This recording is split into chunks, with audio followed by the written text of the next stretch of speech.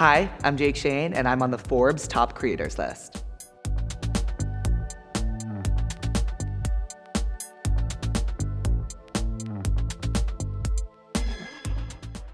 Okay. In a recession. Okay. This is a clip of me stitching a financial expert back in, God, what year is this? I think this is 2022, telling us that we are in a recession. And I think at the time I just graduated college and I didn't really want to hear it. And I was really high in bed. And so I made this stitch, just kind of jokingly rolling my eyes. And it did pretty well. And I had never had a video kind of do well that wasn't in relation to my octopus reviews. And so I thought, I guess I could be funny on this app and take it a little more seriously than I had been. I was working at a record label and I was really, really, really happy. This was kind of just a fun side project. I didn't really think about the money or the business of it at all, just because the dopamine of the likes and just the community and everything was so much. It was fun. I could make people laugh, people commenting saying that they thought it was funny or they thought whatever I was doing was funny. That was enough for me, and I didn't really think about anything else. And I was super, super, super happy at my job. I loved my job more than anything. I had this whole plan to go into A&R. I was really ready to live my record label dreams, and this kind of fell into my lap, and everything kind of shifted, and I kind of had the choice whether to take it seriously or not. And I think it was in that moment that I realized that I did always want to be famous.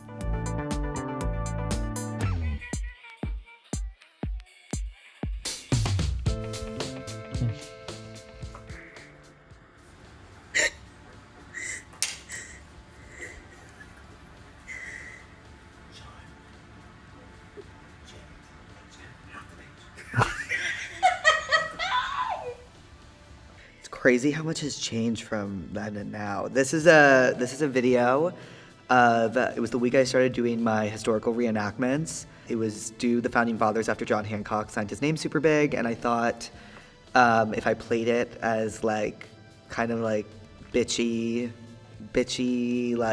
a catty group of founding fathers complaining about John Hancock, it would be funny.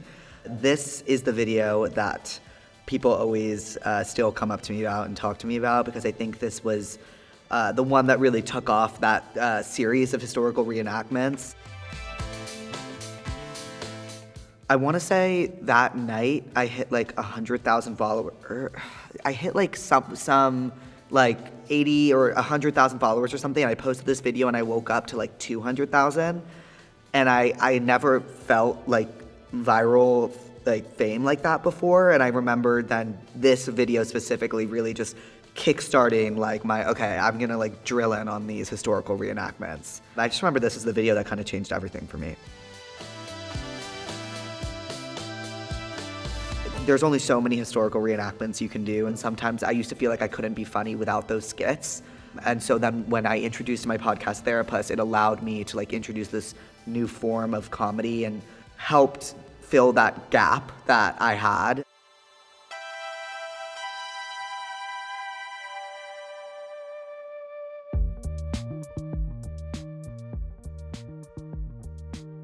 Into that person in your life. I know we can't say specifically their role, but maybe you could describe them as someone who has supplied you a place to.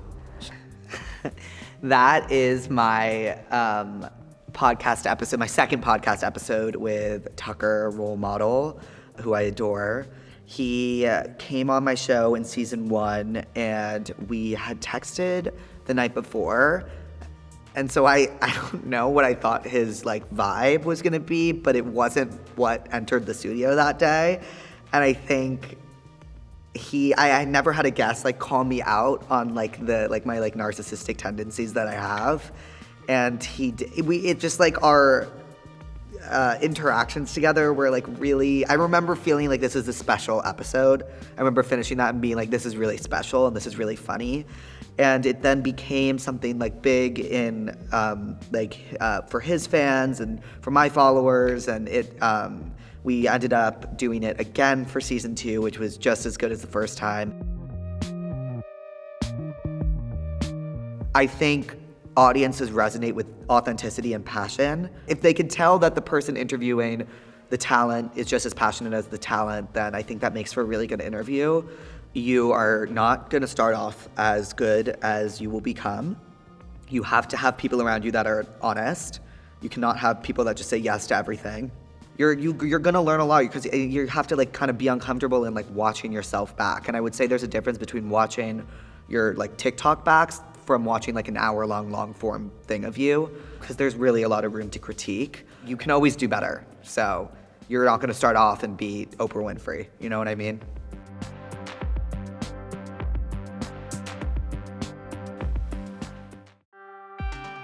Okay. That was fantastic, period. I'm more like a creative consultant, if you will. I'm obsessed. Obsessed!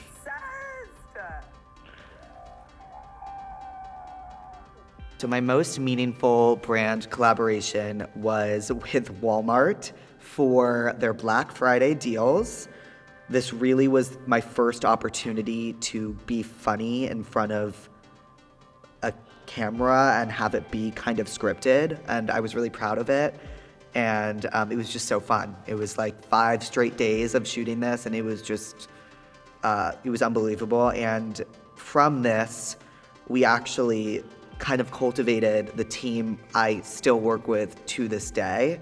So this was just a very pivotal time in my career and life. I remember feeling super insecure, but being very happy and comfortable with the people that were around me. And they're here right now. Sydney, hey.